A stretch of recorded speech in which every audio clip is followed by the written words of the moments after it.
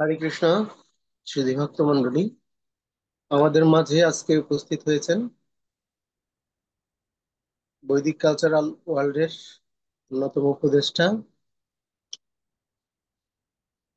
আমাদের মাতাজি ডক্টর করুণা রাধিকা দেবী দাসী মাতাজি।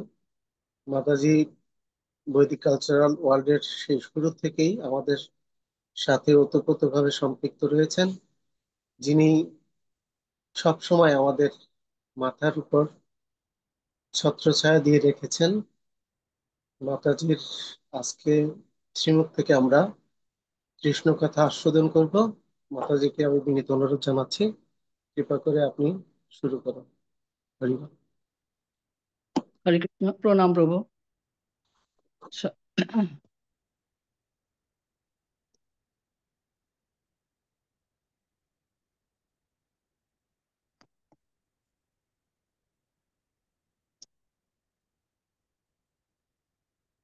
হরে কৃষ্ণ, প্রণাম প্রভু। শোনা যাচ্ছে? হ্যাঁ, শোনা হরে, যাচ্ছে মাতাজি। আপনার কি নেটের ওখানে ডিস্টার্ব ছিল একটু? আপনার একটু নেটের ডিস্টার্ব ছিল, মানে ক্লিয়ার আসতেছিল না। হ্যাঁ, এখন শোনা যাচ্ছে মাতাজি। হ্যাঁ, ঠিক আছে।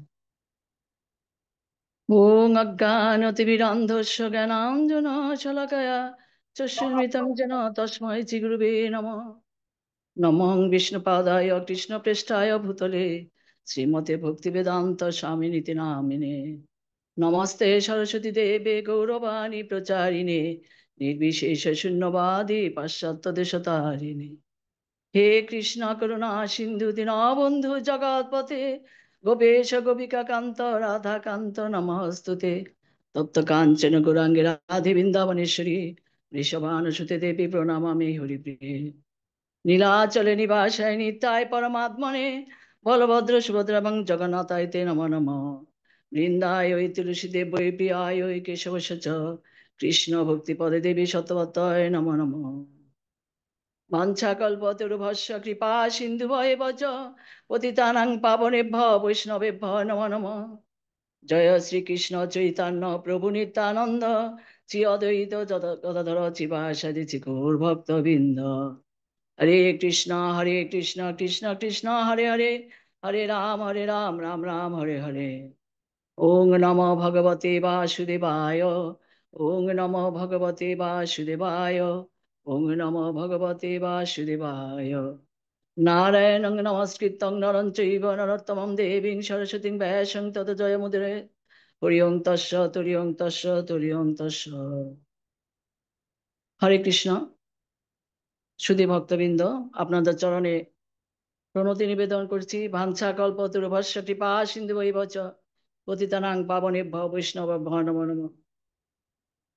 এবং আপনাদের অহেতুকী কৃপা ভিক্ষা প্রার্থনা করছি।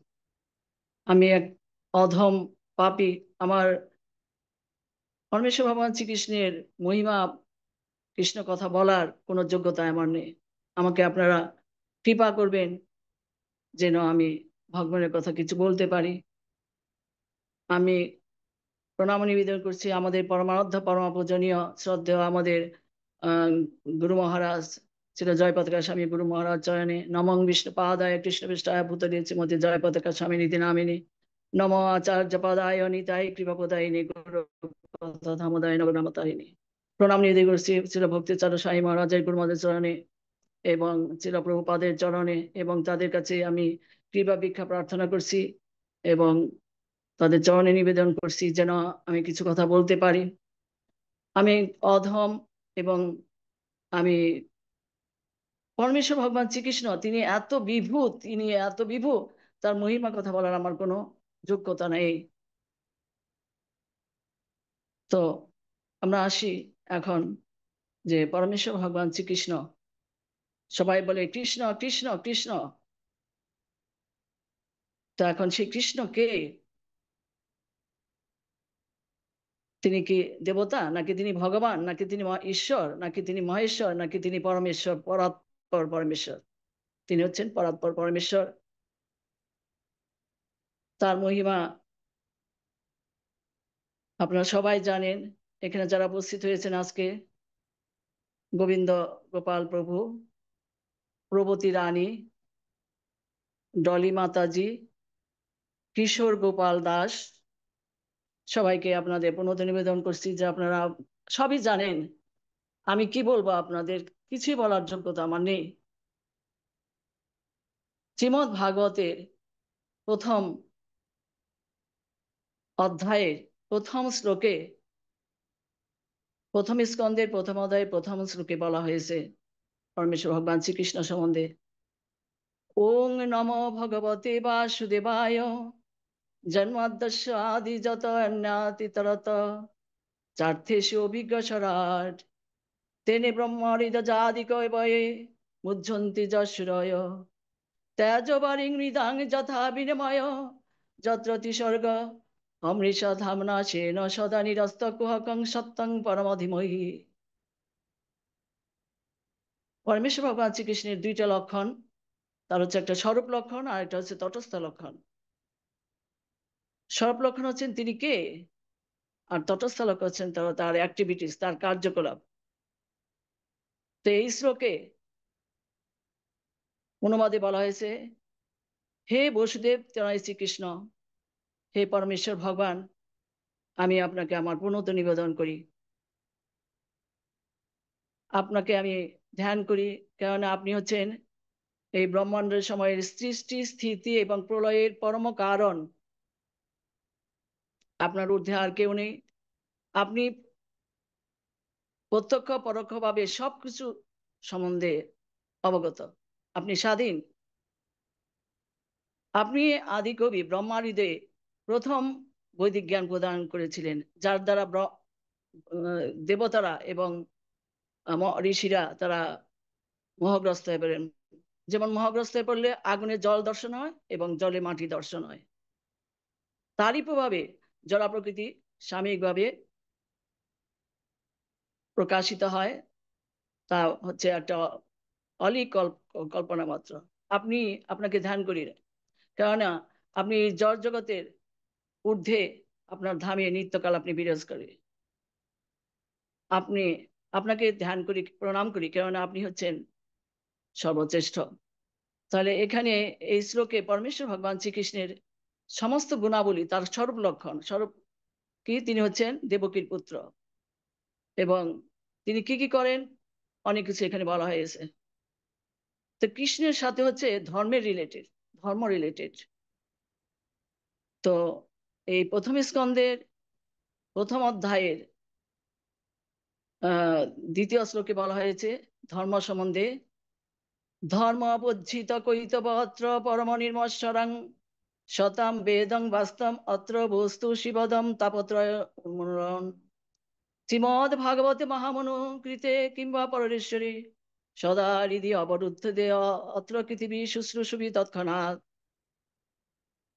পরমেশ্বর ভগবান, আমরা জানি যে এই জগতে অনেক ধর্ম আছে, কিন্তু এই ভাগবত পুরাণ যেখানে পরমেশ্বর ভগবানের লীলা বর্ণনা হয়েছে, সেটা হচ্ছে অমল পুরাণ, যা কেবল নির্মশ্বর ভক্তরাই বুঝতে পারেন। এবং এই ভাগবত, এই সত্যকে জানতে পারলে যেন পুনর্জন্ম আর হয় না। সেটাও কথা বলা হয়েছে যে পরমেশ্বর ভগবান শ্রীকৃষ্ণ তিনি তার শ্রীমদ ভগবত গীতার চতুর্থ অধ্যায়ের 9 নম্বর শ্লোকে বলেছেন, জন্ম কর্ম চমে দিব্যম এবং যো ব্যক্তি তত্ত্বত ত্যাক্তাং দেহং পুনর্জন্ম নৈতি মামিতে সহর্জুন। আমার জন্ম কর্ম যিনি দিব্য, তিনি যিনি যথাযথভাবে জানেন, তাকে আর এই জগতে তিনি আমার কাছে ফিরে আসেন, তাকে আর এই জগতে ফিরে আসতে হয় না। তাহলে যে ভগবান প্রতিটা ভাগবতের শুরুতে এবং শ্রীমদ ভগবত গীতায় তিনি তিনি আরো তো আপনারা সব জানেন যে তিনি আমাদের সমস্ত পাপ রক্ষা করবেন, সর্বধর্ম পরিত্যাগ করে কেবল তারই শরণ নিতে হবে। জড় জাগতিক ধর্ম, সামাজিক ধর্ম, পরিবার পরিজন ধর্ম, পিতা ধর্ম সবকিছু ত্যাগ করে আমরা শুধু ভগবান শ্রীকৃষ্ণের শরণ নিব। তিনি প্রত্যেকটা শ্লোকে এই কথা বলেছেন। তাহলে আচ্ছা, এখন কৃষ্ণ যখন দাপর যুগে শেষে এসেছিলেন, তিনি কেন এসেছিলেন? কয়েকদিন আগেই জন্মাষ্টমী হয়ে গেল, আপনারা সবাই জানেন। যদা যদা হি ধর্মস্য গ্লানির্ভবতি ভারত অভ্যুত্থানম ধর্মস্য তদাত্মনং সৃজামহ। কেন আসলেন? পরিত্রাণায় সাধনাং বিনাশায় চ দুষ্কৃতাম ধর্ম সংস্থাপনার্থায় সম্ভবামি যুগে যুগে। পরমেশ্বর ভগবান শ্রীকৃষ্ণ তিনি, যদিও তিনি এখানে বলছেন যুগে যুগে অবতরণ হন, কিন্তু আমরা ভাগবতে দেখেছি তিনি বলেছেন যে তিনি ব্রহ্মার একদিনে তিনি আসেন। ব্রহ্মার একদিন মানে 12 ঘন্টা, আমাদের এই সৌরজগতের সমান কত? 430 কোটি বছরের সমান। এরকম 12 ঘন্টা এক রাত্রি ব্রহ্মার কত হবে টোটাল? 860 কোটি বছর। এই 860 কোটি বছর পর পর ভগবান একদিন আসেন বৈবস্বত মনুর। আর 1000 চতুর্যুগে ব্রহ্মার একদিন হয়, 1000 চতুর্যুগে একদিন হয়, এবং 14 জন মনু আসেন ব্রহ্মার একদিনে। এবং আমরা এখন সপ্তম এভাবে বলে। মন্বন্তরে আছি। সপ্তম মন্বন্তর হচ্ছে নাম কি? বৈবস্বত মনু। এই সপ্তবিংশ 29 মন্বন্তরের 28তম চতুর্যুগের শেষ দাপর যুগে তিনি আবির্ভূত হন। তাহলে ভগবান ব্রহ্মার একদিনে আসেন। এবং তিনি কেন আসেন সেটা আমরা ভগবানের শ্লোকের মাধ্যমে আমরা জানতে পারলাম। সবচেয়ে ইম্পর্টেন্ট হচ্ছে যে তিনি সাধুদের সঙ্গ দেওয়ার জন্য, তাদের পরিত্রাণ করার জন্য আসেন। ধর্ম সংস্থাপন এবং ওষুধের রক্ষা, সেটা হচ্ছে ওষুধের বিনাশ করা, সেটা হচ্ছে তার মুখ্য কাজ নয়। মুখ্য কাজ হচ্ছে সাধুদের পরিত্রাণ করার জন্য তিনি আসেন। তিনি থাকেন কোথায়? তিনি থাকেন গোলক বৃন্দাবনে। গোলক বৃন্দাবনে আমরা জানি ভগবানের সৃষ্টি একটা হচ্ছে চিৎ জগৎ, আর একটা হচ্ছে জড় জগৎ। আমরা যে এখানে জড় জগতে বাস করছি, এটা হচ্ছে আমরা একটা ব্রহ্মাণ্ডে বাস করছি। এরকম অসংখ্য কোটি কোটি ব্রহ্মাণ্ড রয়েছে, এবং এটাকে বলা হয় জড় জগৎ। এবং তিনি তার চিৎ জগৎ হচ্ছে পুরো সৃষ্টির 4 ভাগের 3 ভাগ, আর 4 ভাগের 1 ভাগ হচ্ছে এই জড় জগৎ। আর চিন্ময় জগতের কোনো, ওখানে কোনো সৃষ্টি নেই, সেটা অনাদির আদি সেই চিন্ময় জগৎ। সেটা কোনো সৃষ্টি হয় না, ধর্ম সেটা নিত্য, এবং তার কোনো ধ্বংস হয় না। কিন্তু এই জড় জগৎ হচ্ছে অনিত্য। সেখানে হচ্ছে এখানে জন্ম মৃত্যু বৃদ্ধি, মানে জড় এবং মৃত্যু হয়, কিন্তু এটা হলো অনিত্য। চিন্ময় জগতের সেটা হচ্ছে, সেটা হলো নিত্য, যেখানে ভগবান বিরাজ করেন তার পার্শ্বদগণ সহ। তারপরে বলা হয়েছে অসংখ্য কোটি কোটি আছে, বৈকুণ্ঠ লোক আছে। তো সেখানে অসংখ্য বিষ্ণু। হ্যাঁ, আমরা জানি যে ভগবানের সাংস প্রকাশ, কৃষ্ণের সাংস প্রকাশকে বিষ্ণু তত্ত্ব। যেমন বৈকুণ্ঠের অধিপতিগণ নারায়ণ, নৃসিংহদেব, বামন দেব, এরা হচ্ছে সবাই হচ্ছে বৈকুণ্ঠের, এরা হচ্ছে বৈকুণ্ঠের অধিপতি। তো বৈকুণ্ঠ মানে, বই মানে নাই, সেখানে কোনো কুণ্ঠা নাই। আমরা এখানে প্রতি পদে পদে আমাদের কি, আমাদের হচ্ছে বিপদ। প্রতিপদম বিপদম যদ বিপদম। এই এই হচ্ছে যে এই জগৎ হচ্ছে আহ প্রতিপদে বিপদ। এবং সেই জন্য এই কোটকে বলা হয়েছে বৈকুণ্ঠ লোক। তারপর আপনারা জানেন, আপনাদেরকে বলার মতো আমার কোনো যোগ্যতা নেই। তারপর হচ্ছে বিরজা নদী। তারপরে এখানে হচ্ছে আহ, আমরা এই জড় জগতে অবস্থান করছি। তো এবার পরমেশ্বর ভগবান শ্রীকৃষ্ণ তার এক অংশের দ্বারা এই জড় জগৎকে ধারণ করে আছেন, এক অংশের দ্বারা। তার এক অংশের প্রকাশ হচ্ছে ব্রহ্মজ্যোতি। তার দেহ নির্গত রশ্মিটাকে বলা হয় ব্রহ্মজ্যোতি। আর এক অংশ হচ্ছে পরমাত্মা, যিনি সকলের হৃদয়ে পরমাত্মা হিসেবে বিরাজ করেন। আর ব্রহ্মাণ্ডের এভাবে তিনি ইয়ে করেন। আর তিনি থাকেন গোলক বৃন্দাবনে, কিন্তু যখনই যখনই অধর্মের অভ্যুত্থান হয় এবং ইয়ে হয়, তখনই ধর্মের বিনাশ হয়, তখন তিনি আসেন, অবতরণ করেন। তো এইভাবে তার আমরা জানলাম তার স্থিতিটা কোথায়। তারপরে হচ্ছে এখন এই যে কৃষ্ণ এই দাপর যুগে শেষে আসছিলেন, তিনি অবস্থান করেছিলেন 11.5 বছর বৃন্দাবনে। তাহলে বৃন্দাবনের কৃষ্ণ। তারপরে হচ্ছে মথুরার কৃষ্ণ 13.5 বছর সেখানে অবস্থান করেছিলেন। তারপরে হচ্ছে দ্বারকার কৃষ্ণ, সেখানে 25 বছর অবস্থান করেছিলেন। টোটাল কত বছর হলো? 125 বছর। তো সবাই বলে যে বৃন্দাবনে ছেড়ে কৃষ্ণ কখনো কখনো কোথাও যান না। মথুরার কৃষ্ণ এবং দ্বারকার কৃষ্ণ হচ্ছে বাসুদেব কৃষ্ণ। আপনারা পরমেশ্বর ভগবান শ্রীকৃষ্ণের জন্মলীলায় আপনারা জেনেছেন যে দ্বারকীর দেবকীর গর্ভে যে কৃষ্ণ এসেছেন তিনি হচ্ছেন বাসুদেব কৃষ্ণ। আর যশোদামার একটা পুত্র এবং একটা কন্যা সন্তান হয়েছিল। সেই কৃষ্ণ হচ্ছে আসল কৃষ্ণ। পরে যখন নন্দালয়ে রেখে আসেন বসুদেব কৃষ্ণকে, তখন এই দিক কৃষ্ণ এক হয়ে যান। তো পরমেশ্বর ভগবানের অনন্ত কথা আমি কি বলবো, মানে কথা বলতে গেলে আরেকটা মনে এসে যায়, এরকম অবস্থা। মানে তার কথা বলার মতো যোগ্যতা আমার নেই। তাহলে এখন বৃন্দাবনের কৃষ্ণ হচ্ছে পূর্ণতম, আর মথুরার কৃষ্ণ হচ্ছে পূর্ণতর, আর দ্বারকার কৃষ্ণ হচ্ছে পূর্ণ। তিনি পূর্ণতম, পূর্ণতর এবং পূর্ণ। তো আমরা জানি যে কলিযুগে পরমেশ্বর ভগবান শ্রীকৃষ্ণ এসেছিলেন গৌরাঙ্গ মহাপ্রভু, এবং নিত্যানন্দ হলেন বলরামের অবতার হিসাবে। পরমেশ্বর ভগবানের প্রথম প্রকাশ হচ্ছে বলরাম। বলরাম থেকে শঙ্কর শঙ্ক- এ, বলরাম থেকে সংকর্ষণ, সংকর্ষণ থেকে আদি চতুর্বহ,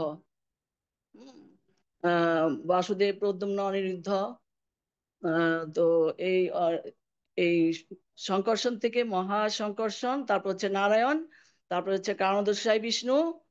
কারণোদয় বিষ্ণু হচ্ছে এই জড় জগতের সৃষ্টিকর্তা।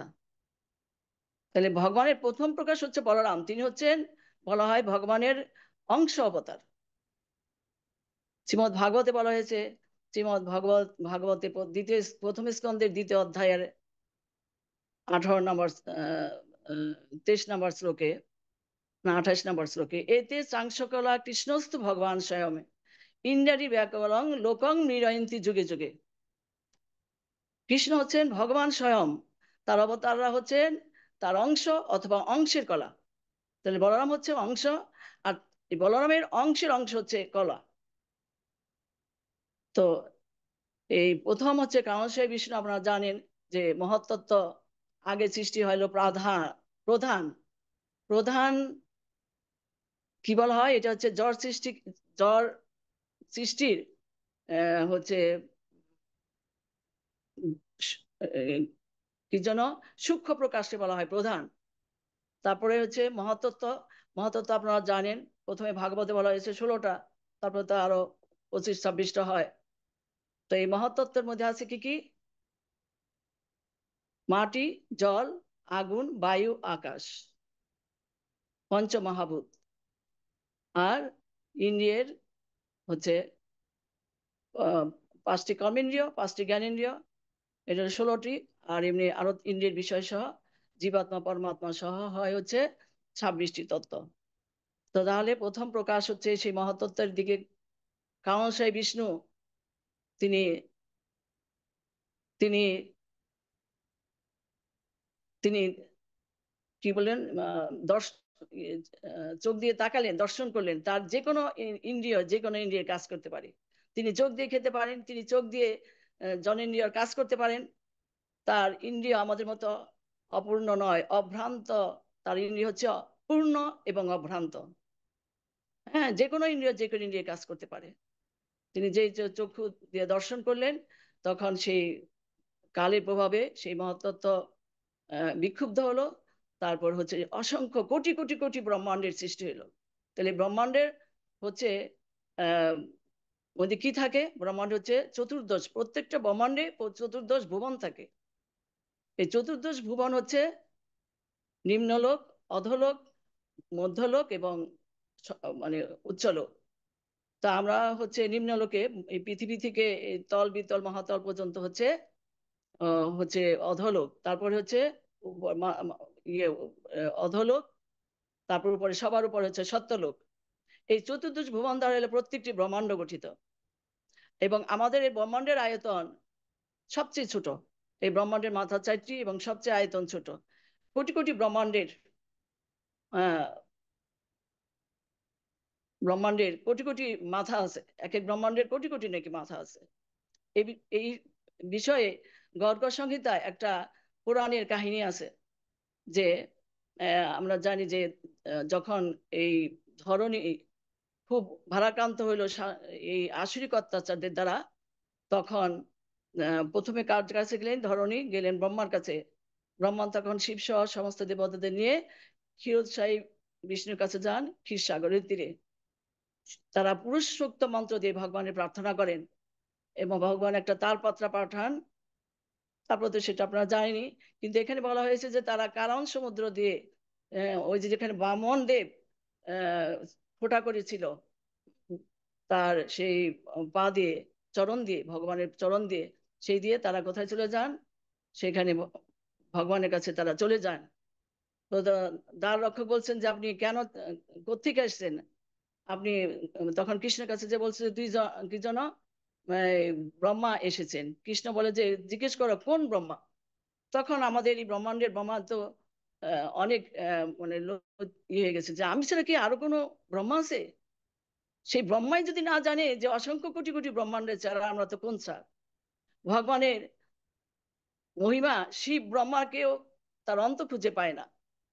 হ্যাঁ, অনন্ত নাগ তার অনন্ত মুখে ভগবানের কথা স্মরণ বলেও শেষ করতে পারেন না।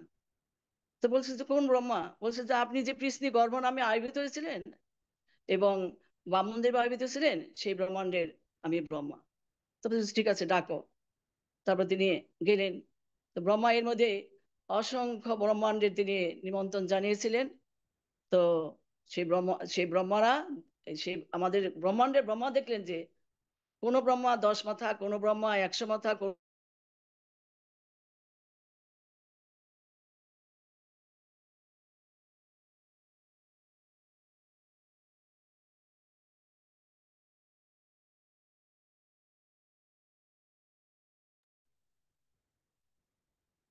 ব্রহ্মা আছে আমি তো জানতেই পারতাম না। ওই ব্রহ্মারা কিন্তু এই ব্রহ্মাকে দেখতে পেলেন না, কিন্তু এই ব্রহ্মাই শুধু দেখতে পেলেন যে অসংখ্য কোটি কোটি ব্রহ্মা আছেন। তো তখন ভগবান বললেন যে ঠিক আছে, তুমি যাও, আমি আমি আসবো, আহ এই ধরাধামে আসবো অচিরে। এটা শুনে তো রাধারানী তিনি তার মূর্ছা গেলেন। তখন কৃষ্ণ বলেন যে তুমি কেন মূর্ছা গেলে? তুমি কি বলে যে আমি এই বৃন্দাবন ছেড়ে, আমি এই গোলক বৃন্দাবন ছেড়ে আমি কোথাও যাবে না। কি করলে তুমি যাবে? হ্যাঁ, আমি যেখানে গোবর্ধন নেই, যেখানে যমুনা নেই, সেখানে যেখানে গোপ গোপীরা নেই, সেখানে আমি যাবো না। ঠিক আছে, আমি সব ওইখানে অবতরণ করাবো, ওইখানে নিয়ে যাব। তারপর রাধারানীকে নিয়ে আসেন, আপনারা জানেন। তো আহ এইভাবে আমরা যে ভগবানের অনন্ত মহিমা, সেটা আমরা বুঝতে পারলাম। তো আমরা দেখলাম যে কৃষ্ণ আহ ব্রজলীলার বৈশিষ্ট্য কি এখানে বলা,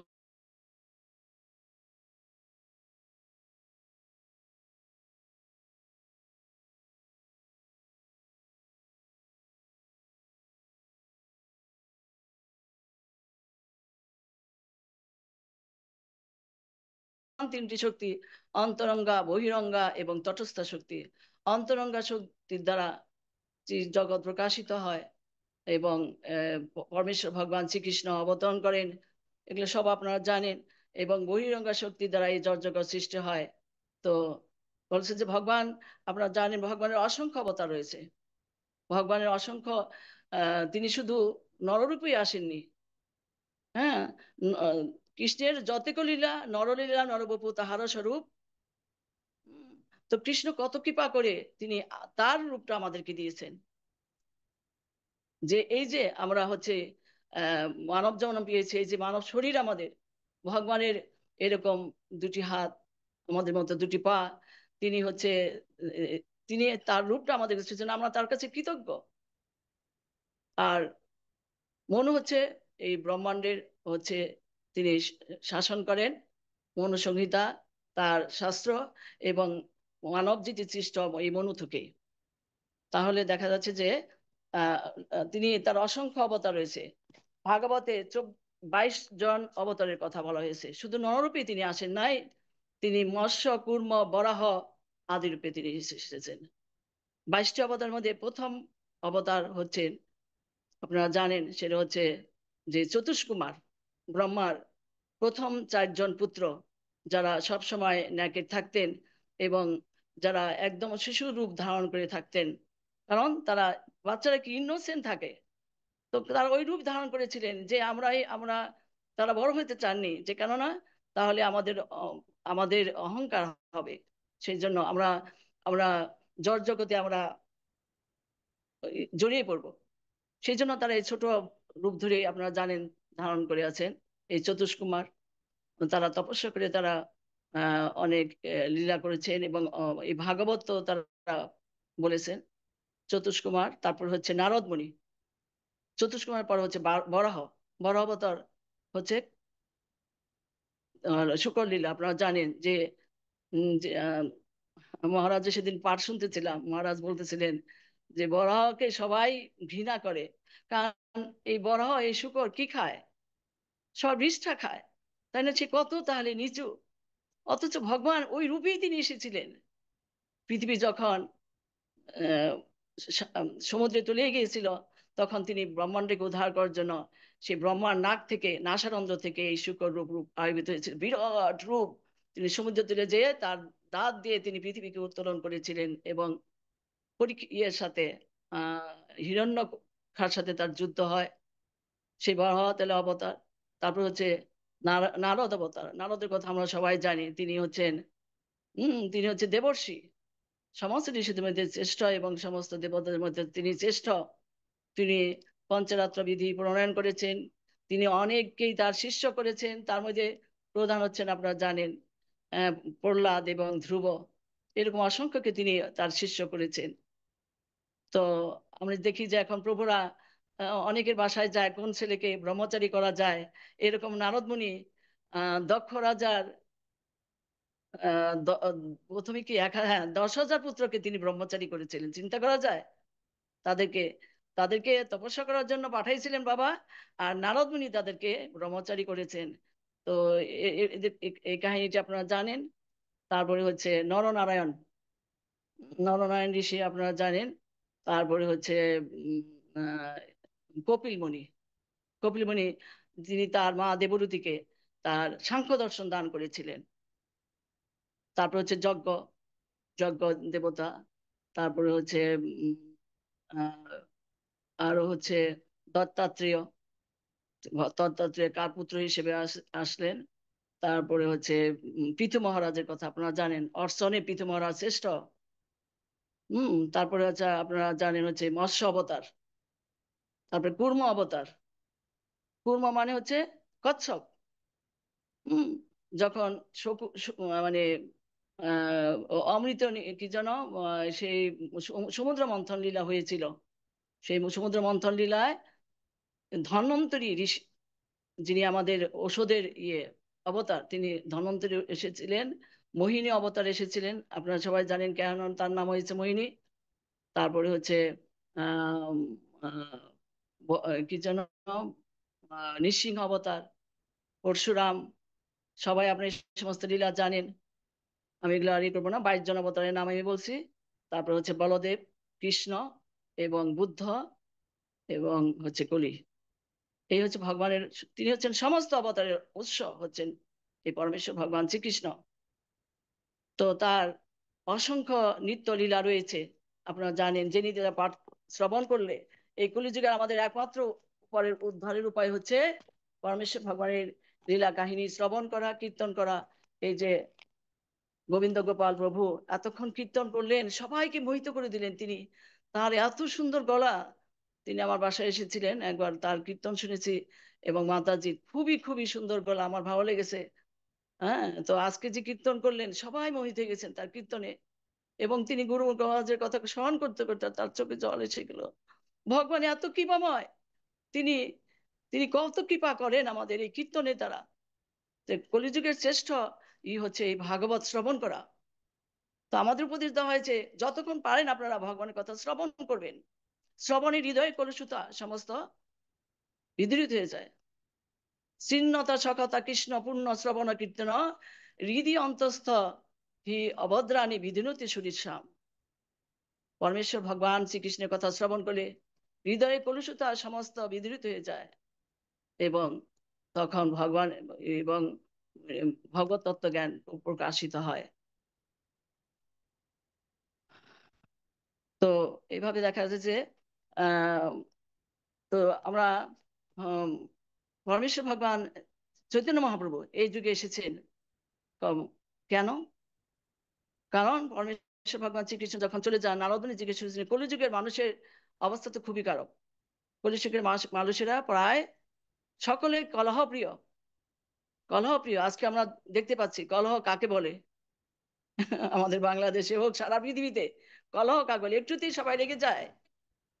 তারা আমরা হচ্ছে মন্দমতি, ভাগ্যহীন, এবং আমরা প্রায় সকলেই রোগের দ্বারা আমরা উপদ্রুত, নষ্ট। কি যেন প্রায়শ সভ্য করুস্মিন যোগে জনা মন্দা সুমন্দ মতয়া মন্দ ভাগ্য হি প্রদ্রুত। এই হলো আমার কলিযুগের অবস্থান। তো কলিযুগের অবস্থার কথা চিন্তা করে নারদ মুনি বললেন যে আপনি এই কলিযুগের মানুষের জন্য কি দিয়ে গেলেন? তখন তিনি বলেন যে আমার এই যে লীলা দিয়ে গেলাম, এই লীলাগুলো যারা শুদ্ধ ভক্তি সহকারে শ্রবণ করবে তারা উদ্ধার পেয়ে যাবে। এই ভাগবতী হচ্ছে এই শ্রেষ্ঠ উদ্ধারের উপায়। তো পরমেশ্বর ভগবান চৈতন্য মহাপ্রভু রূপে তিনি, ভক্ত রূপে তিনি আসলেন। আজ থেকে কত বছর আগে? এবার কত ছিল? 539তম আবির্ভাব তিথি, গৌরাঙ্গ মহাপ্রভুর আবির্ভাব তিথি। হরে কৃষ্ণ প্রভু মাতাজি। আচ্ছা, তারা তো সবাই আনমিউট আছে। হরে কৃষ্ণ। 539 বছর আগে তিনি এসেছিলেন। আর পরমেশ্বর ভগবান শ্রীকৃষ্ণ ছিলেন 5251 বছর আগে। কেউ বলে 5251, কেউ বলে 5252 বছর আগে তিনি আবির্ভূত হয়েছিলেন। আমরা অতি ভাগ্যবান, ভাগ্যবতী। কেননা পরমেশ্বর ভগবান শ্রীকৃষ্ণ এই দাপর যুগে এসেছিলেন। সব যুগে তিনি আসেন না। আর সব সব যুগ ইয়েতে আসেন না, সব যুগে আসেন না, কিন্তু এই দাপর যুগের শেষ ভাগে তিনি এসেছেন। আর এই চৈতন্য মহাপ্রভু সব কলিযুগে আসেন না। তা আমরা চৈতন্য মহাপ্রভুকে তিনি বলেছেন যে পৃথিবীতে আছে যত নগরাদি গ্রাম সর্বত্র প্রচার হইবে মোর নাম। হ্যাঁ, তারই সেনাপতি ভক্ত যে প্রভুপাদকে তিনি পাঠিয়েছিলেন সারা বিশ্ব পৃথিবীতে এই কৃষ্ণ ভাবনামৃত প্রচার করার জন্য। আর সেই প্রচার করার মহারাজদের একটা আকৃষ্ট হলো, সেটা হলো প্রচার। প্রচারই হলো তাদের জীবন। এই যে ভক্তিচন্দ্র স্বামী গুরু মহারাজ, যিনি অসুস্থ হয়ে পড়লেন আমেরিকায়, যে তিনি আমার ভক্তরা সেখানে রয়েছে, তারা কত কষ্টে আছে, আমি যাব, সবাই নিষেধ করা সত্ত্বেও তিনি চলে গেলেন। কেন? প্রচারের জন্য। তো এইভাবে হচ্ছে প্রচারই হচ্ছে সব। আর তার যে অসংখ্য লীলা রয়েছে, কৃষ্ণ লীলা অনুকরণীয়, এই কথাটা আমাদের মনে রাখতে হবে। কৃষ্ণ লীলা অনুকরণীয়, অনুসরণীয় নয় আমাদের জন্য।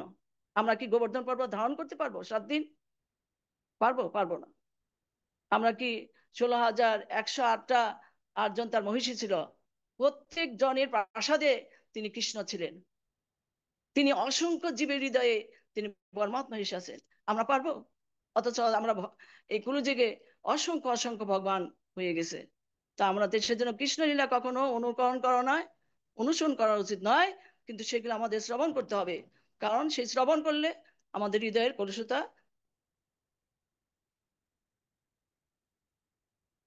দূর হয়ে যাবে। তাই ভাগবতে বলা হয়েছে কৃষ্ণের স্বরূপ জেনে তার লীলা অনুকরণ করা উচিত নয়। কৃষ্ণ গোপীজন বল্লভ হওয়ার চিন্তা থাকে তাহলে গিরিধারী হও। মহাজনরা বলছেন যদি কৃষ্ণ গোপীজন বল্লভ হতে চাও, এরকম রাসলীলা করে এক একজনে কত নারীদের নিয়ে প্রথমে রাসলীলা তারা করে, অথচ কৃষ্ণের যে তার বাণী আছে সেগুলো কিছুই তারা স্মরণ করে না, তারা বলে না। তার বলছে যে তাকে তাহলে তোমরা গিরিবরধারী হও।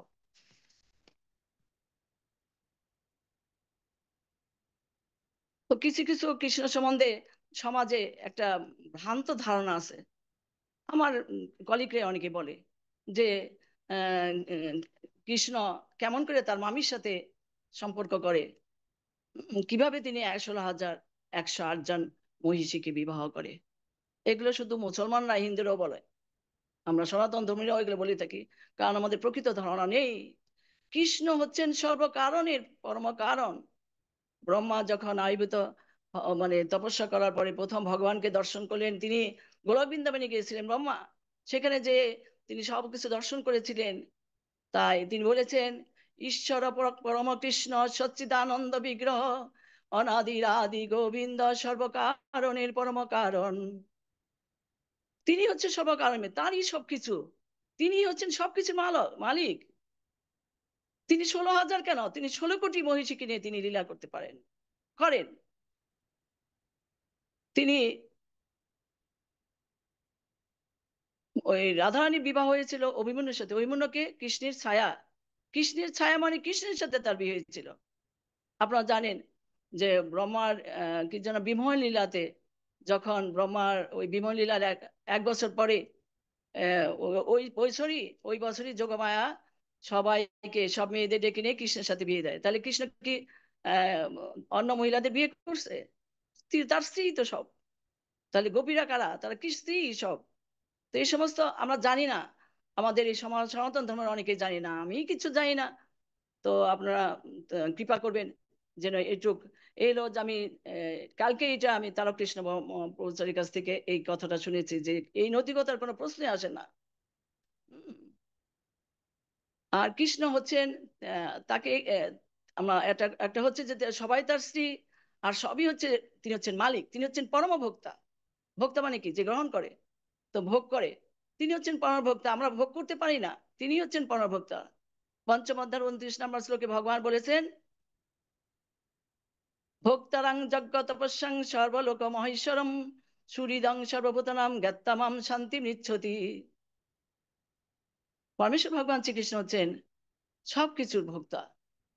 হ্যাঁ, তো এবং সবাই তাকে সেজন্য মহেশ্বর, পুরো মহেশ্বর জেনে তাকে, পরমেশ্বর জেনে তাকে ইয়ে করেন। তিনি হচ্ছেন সবার শরীর। আজকে আমরা যদি কোনো বিপদে পড়ি, তাহলে প্রথমে কাকে ডাকি আমরা? হে কৃষ্ণ, হে ভগবান, তুমি রক্ষা করো, হে ভগবান। তো আমরা প্রথমে ভগবানকে ডাকি।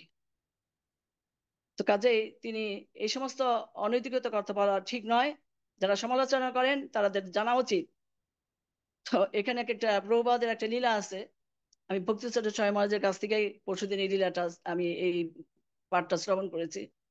তিনি যখন ফিলাডেলফিয়াতে ছিলেন, তখন একজন মানে খুব বড় ধরনের মানে লোক এসে, সে ব্যবসায়ী এসে প্রভুপাদের সাথে আলোচনা করতে আসেন। কৃষ্ণ কেন এতজনকে বিবাহ করেছে, কৃষ্ণ কেন এরকম করেছে, এই সমস্ত কথা বলতে বলতে ভদ্রলোক খালি তর্কই করে যাচ্ছে আর অশালীন কথা বলতেছে। তখন উম তো তুমি জানো, তুমি যে সমস্ত কথা বলতেছো, your relationship with your wife is immoral because you have stolen Krishna's property. তুমি কৃষ্ণের প্রপার্টি চুরি করেছো। কৃষ্ণ এই তোমার স্ত্রী, তোমার তো প্রপার্টি নয়, এটা হচ্ছে কৃষ্ণের প্রপার্টি। তো তুমি মানে তখন খুব রেগে গেছেন। তো তাই ভক্তি সিদ্ধান্ত সরস্বতী ঠাকুর বলেছেন, আমার ভক্তিপুর ঠাকুর মহারাজ তিনি বলেছেন, কামিনীর কাম নহে তব ধাম, তাহারও মালিক কেবল যাদব। মহারাজ যে কি সুন্দর করে বলেন, কামিনীর কাম নহে তব ধাম, তাহার মালিক কেবল যাদব। তো এইটা পর্যন্ত আমরা এই লীলাগুলো কিছুটা আমরা শ্রবণ করলাম। আর হচ্ছে আমাদের এই ব্রহ্মাণ্ডের সৃষ্টি সম্বন্ধে আমি কিছু বলেছি। আহ তো এখানে তিনি যে ভাগবতের প্রথম স্কন্ধের 2য় অধ্যায় 28 থেকে 29 নামের শ্লোকে, আপনারা এটা সবাই জানেন, বাসুদেব পরা বাসুদেব পরা বেদা, বাসুদেব পরা মুখা, বাসুদেব পরা যোগা, বাসুদেব ক্রিয়া, বাসুদেব পরং জ্ঞান, বাসুদেব পরং তপ, বাসুদেব পর ধর্ম, বাসুদেব পর গীতি গতি। বৈদিক শাস্ত্রে জ্ঞানের পরম উদ্দেশ্য হচ্ছেন পরমেশ্বর ভগবান শ্রীকৃষ্ণ। যজ্ঞ সম্বন্ধের উদ্দেশ্য হচ্ছেন ভগবানের বিধিবিধান, এবং যোগের উদ্দেশ্য হচ্ছে তাকে জানা। সমস্ত সকাম কর্মের চরম ফল তিনিই দান করেন, তিনিই পরম জ্ঞান, এবং সমস্ত তপস্যার উদ্দেশ্য হচ্ছে তাকে জানা। এবং তার প্রতি প্রেম সেবায় যুক্ত হয় হচ্ছে ধর্মের উদ্দেশ্য। তিনি হচ্ছেন জীবনের পরম উদ্দেশ্য। তো তাহলে আমরা দেখতে পাচ্ছি যে এই শ্লোকটার মাধ্যমে ভাগবতে যে এই শ্লোকটা বলা হয়েছে, সুখদেব গোস্বামী বলেছেন যে বাসুদেব অর্থাৎ শ্রীকৃষ্ণ হচ্ছেন আমাদের পরম গতি, আমাদের পরম। তাই আমাদের কি করতে হবে? তার প্রেমময়ী সেবায় যুক্ত আমাদের হতে হবে, প্রেমময়ী সেবায় যুক্ত হতে এই কলিযুগে। হরের নাম হরের নাম হরের নাম হইব কেবলম কল্লো নাস্তেব গতি নতে। এই কলিযুগে হরির নাম ছাড়া আর কোনো গতি নাই, আর কোনো গতি নাই, আর কোনো গতি নাই। তাই ছিল প্রভুপাদ, তিনি এই নামকে নিয়ে গেছেন সারা বিশ্বে। আমাদের সনাতন ধর্মের এখনো অনেক সনাতন ধর্মীরা জানে না যে আসলে আমাদের এই কলিযুগে কি করা উচিত। আমার কাছে রোগীরা যখন আসে তখন আমি বলছি ঠিক আছে তোমরা মালা জপ করো, বলে হ্যাঁ জপ করি। সেটা কি ওরা যে ওই যে গুরুরা দেয় না ওই যে নাম, যেটাকে বলে আহ্নিক, ওই আহ্নিকটা জপ করে ওইটাই হলো নাম। না, এই যে মালায় যে জপ করে হরে কৃষ্ণ মহামন্ত্র সেটা জপ করে না। এবং আমাদের কলিযুগে কি করা হচ্ছে তো অনেকেই জানে না। এই জন্য প্রভুপাদ কি বলেছেন যে যারা আমরা প্রভুপাদের কাছ থেকে আমরা সবকিছু পেয়েছি, প্রভুপাদ যে আমাদের প্রচারে নিযুক্ত করেছেন, আমাদেরকে ভক্ত করেছেন, আমাদের গুরু মহারাজ, তো সবার কাছে আমরা ঋণী। তো আমাদের সেজন্য প্রচার করতে হবে। সমাজে অসংখ্য অসংখ্য এখনো ভ্রান্ত ধারণা রয়েছে। তুলসীর মালা পরবে না, তারা মালায় জপ করবে না, তারা একাদশী রাখবে না। তবুও এখনো একাদশীর সংখ্যা অনেক বাড়ছে আস্তে আস্তে। মানে গুরু মহারাজদের কৃপায় অনেক ভক্তরা, অনেকেই আপনারা প্রচার করছেন যে অনেকেই কিছুটা জানতে পারছে ভগবান সম্বন্ধে। এই যে রাধারানী তত্ত্ব, আগামী 31শে আগস্ট হচ্ছে রাধারানীর আবির্ভাব তিথি। রাধারানী সম্বন্ধে যদি গৌর না হইতো তবে কি হইতো, কেমনে ধরিতাম দে রাধার মহিমা, প্রেম রস সীমা জগতে জানা তোকে। তাই প্রভুপাদের কাছে আমরা ঋণী যে রাধারানী কে, যদিও আমরা সেই রাধারানীর যোগ্য আমরা নই, কিন্তু রাধারানী তো আমরা অংশ। রাধা এবং কৃষ্ণের মধ্যে কোনো পার্থক্য নেই। তো তিনি বৃন্দাবনে, গোলক বৃন্দাবনে যখন তিনি রাসলীলা করতে চেয়েছিলেন তখন বামাঙ্গ থেকে সেই আহ রাধারানী আবির্ভূত হয়েছিলেন। আর এই ভ্রমর লীলায় বৃন্দাবনে তিনি এসেছেন কিভাবে, আপনার তারপর বাবার নাম ছিল বৃষভানু, মার নাম কীর্তিদা সুন্দরী। এগুলো সব জানেন অসংখ্য পুরাণে। এবং বিভিন্ন পুরাণে বিভিন্নভাবে তার জন্ম কথা বলা হয়েছে, তিনি কিভাবে আবির্ভূত হন এই রাধা রাধারানী। তার অসংখ্য লীলা রয়েছে। তো যাই হোক, সময় হয়ে গেছে 41 মিনিট। আপনাদের যারা এখনো ধৈর্য ধারণ করে আমাকে সহ্য করছেন, কৃষ্ণ গোপাল দাস এখনো আছেন, বনমালী দেবী দাসী মাতাজি এখনো আছেন, প্রবতী রানী আছেন, কি রামা রামা সপদা দাস, আচ্ছা। আর যারা ভিডিওতে আর নাই আছেন অনেকেই, চম্পক ভাবানা, চিত্রা কবি দাসী, ডলি মাতাজি, গোবিন্দ গোপাল প্রভু তো ওখানে আছেন। তারপর হচ্ছে আহ বিষ্ণু, অনেকেই আছেন। তো এই যারা 4জন ভিডিওর মাধ্যমে আছেন, 5জন, তাদের চরণে অসংখ্য অসংখ্য প্রণতি নিবেদন করছি। এবং আমাকে অপরাধ ক্ষমা করবেন, কৃষ্ণ কথা বলার কোনো যোগ্যতা আমার নেই। হরে কৃষ্ণ। প্রভু, যদি কোনো প্রশ্ন থাকে, যদি আমার যোগ্যতা হয়, তাহলে যদি আমি পারি তাহলে দুই একটা কথার উত্তর দিতে পারি, যদি কৃপা করেন প্রভুপাদ গুরু মহারাজ।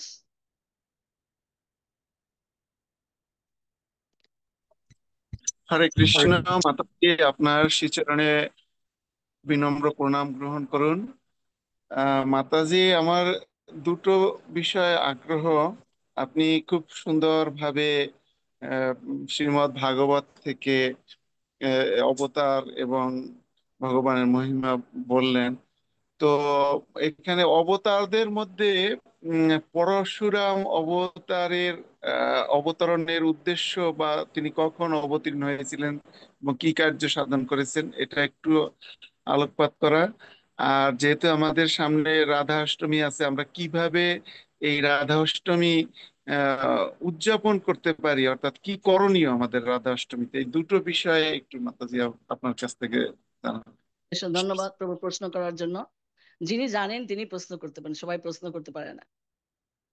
তো আপনারা জানেন পরশুরাম হচ্ছে আহ যমদগ্নির পুত্র, না? মার হচ্ছে রেণুকা দেবী।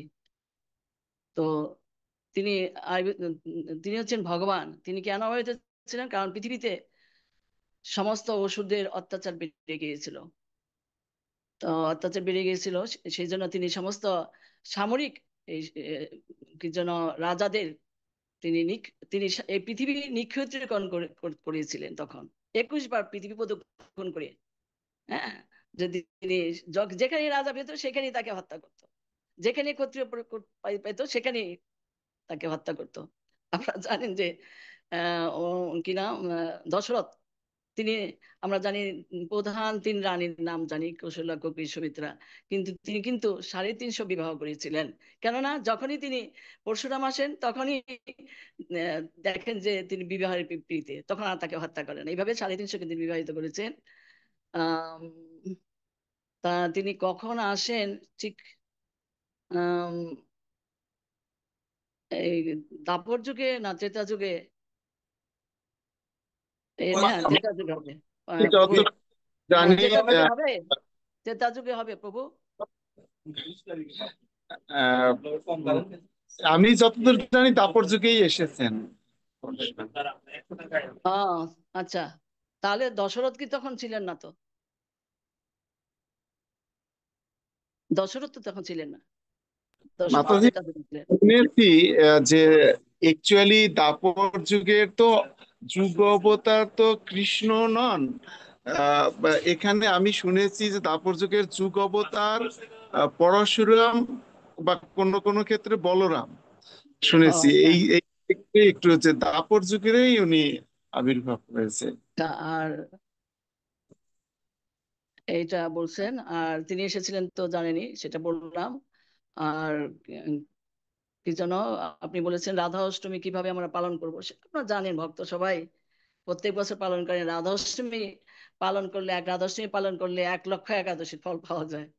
তো আহ আমরা দেখি, আমি যতজনকে জিজ্ঞেস করি সবাই রাধা অষ্টমী পালন করে। কারণ রাধারানী এত কি মানে পামই যে আমরা 12টা পর্যন্ত মাত্র উপবাস থাকতে হয়। আর সেখানে আমাদের কোনো একাদশীর কোনো পালনে মানে প্রসাদের ব্যবস্থা অন্য। তো কাজে তিনি কৃপাময়, সেটা আপনারা সবাই জানেন, সবাই অভিষেক করান রাধারানীকে। আমরা আর আর কি বলবো, রাধা অষ্টমী এই তো পালনের নিয়ম। উপবাস থাকতে হবে, আগের দিন অধিবাস হবে, আগের দিন হচ্ছে আপনারা যারা আমরা তো প্রসাদ বুঝি, যারা খায় না তাদের দিনে তারা নিরামিষ খাবে। আর পরের দিন তারা 12টা পর্যন্ত, মধ্যাহ্ন পর্যন্ত উপবাস থাকবে। আর রাধার তো অনেক কিছু তার ফেভারিট খাবার আছে, তাই না? কি যেন কচু, কচুর ছড়া তিনি নাকি খুব পছন্দ করেন। তারপরে হচ্ছে তাল বড়া, তালে মালপোয়া। মাতাজি যদি একটা বলেন না আনমিউট করে, কি কি তৈরি করছেন আপনারা রাধা অষ্টমীতে? আগামী রোববার, তাই না? রাধারানীর প্রিয় খাবার আরো আছে অনেক। হ্যাঁ মাতাজি, আপনি যেগুলি বলছেন এগুলি কচুরমুখী তার অত্যন্ত প্রিয় কচুরমুখী, রাধারানী। হুম। আচ্ছা। আমারও আর খুব প্রিয়। মিষ্টি দ্রব্য তার বেশি প্রিয়, যে কোনো মিষ্টি দ্রব্য অনেক মিষ্টি দ্রব্য, পছন্দ। না? প্রিয়। হ্যাঁ, ডলি মাতাজি। হ্যাঁ, ডলি মাতাজি কিছু বলবেন? বলছি মাতাজি রাধারানীর ওই ছড়া মানে ওই তরকারিটা খুব প্রিয়, বলছি আমারও খুব প্রিয় মাতাজি। হ্যাঁ, এটা বিশেষ করে মুগ এটা ডালের মধ্যে, বলছি। মুগ ডাল দিয়ে রান্না করলে আরো বেশি ভালো হয়। মুগ ডাল ভেজে এটা মুগ ডালের সাথে দিলে খুব ভালো হয় এটা। হম। হ্যাঁ, আর কি করবেন মাতাজিরা? পার্বতী মাতাজি, পার্বতী রানী মাতাজি। প্রভুর ওয়াইফ কিছু বলবেন? আচ্ছা, আর প্রভু আপনি কিশোর গোপাল দাস কিছু বলেন রাধা অষ্টমী সম্বন্ধে? মাতাজি, আমার একটা প্রশ্ন ছিল। হ্যাঁ, হ্যাঁ, হরে কৃষ্ণ। হ্যাঁ, আচ্ছা মাতাজি, কিশোর প্রভু বলেন। আপনি যা বললেন এইটাই, এটা কি আমরা সবাই মন্ত্রমুগ্ধের মতো শ্রবণ করতেছিলাম। আর শ্রীমতী রাধা ঠাকুরানী, যে তিনি এই যে আমরা জানি যে তার আমরা শ্রী চৈতন্য মহাপ্রভুর যে আপনি ভজনটি গিয়ে যদি করুণা হইতো তবে কি হইতো, কেমনে ধরিত্যাম দে প্রাতার মহিমা প্রেম রস সীমা জগতে জানাতো কে। কিন্তু মাতাজি আমি তো বুঝতে পারি না যে এই যে শ্রীমতী রাধা ঠাকুরানীর যে এত মহিমা, তো এটা এইটুকু বুঝতে পারি যে আপনাদের মতো শুদ্ধ ভক্তদের সঙ্গে যদি থাকি এবং এই হরি কথামৃত যদি শ্রবণ করি, তাহলে আস্তে আস্তে আস্তে আস্তে এক সময় কিছু না কিছু বুঝতে পারবো, এইটুকুই শুধু বুঝতে পারি। আর একটা বিষয় আমার খুব ভালো লাগতো, এখন আমাদের হয়ে ওঠে না, আমি স্মরণ করছি শ্রীপাদ কৃষ্ণদাস ব্রহ্মচারী প্রভুকে। আমরা প্রতি বছরেই আগে যাওয়ার চেষ্টা করতাম মেহারুনে। ওখানে সেই রাধাষ্টমীতে বিবিধ আপনি যে বললেন ব্যঞ্জন দ্বারা ভোগ নিবেদন এবং একটি নৌবিহার হতো, মানে সবাইকে নিয়ে ভক্তদেরকে নিয়ে, এটা খুব মানে খুব ভালো লাগে। হ্যাঁ, আহ, কৃষ্ণদাস প্রভু তো আছেন এখনো, তিনি অসুস্থ ছিলেন, সেদিন কথা হইলো, একটু ভালো আছেন তিনি। তো আমাকে বলে, প্রত্যেকবারই বলে যে রাধাষ্টমীর মধ্যে আসেন। আমরা 2বার গেছিলাম আমি ওখানে মেরন। তো রাধাষ্টমীর মধ্যে আসেন, রাধাষ্টমীতে খুব ভালো, আর ওনারা তো অনেক আইটেম করেন হ্যাঁ কৃষ্ণদাস মাতাজি, আর প্রভু। শুধু বলছি এইটুকুই যে মাতাজি আপনার সম্পর্কে আমরা সকালেও আলোচনা করতেছিলাম যে মাতাজি কত ব্যস্ত থাকে, কত হ্যাঁ, রুগীর উৎপীড়ন আমি বলবো যে, মানে কত প্রশ্ন, কত রকমের তাদের চাহিদা, এইগুলো মাতাজিকে পূরণ করতে হয়, কি পরিমাণ যে মাতাজিকে বিরক্ত করে মানে মানুষ।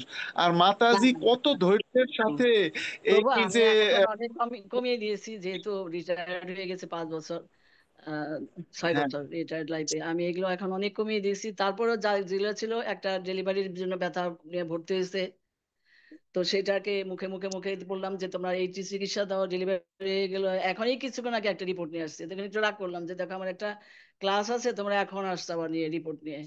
তো আগের ইয়ে কমাই দিয়েছি যত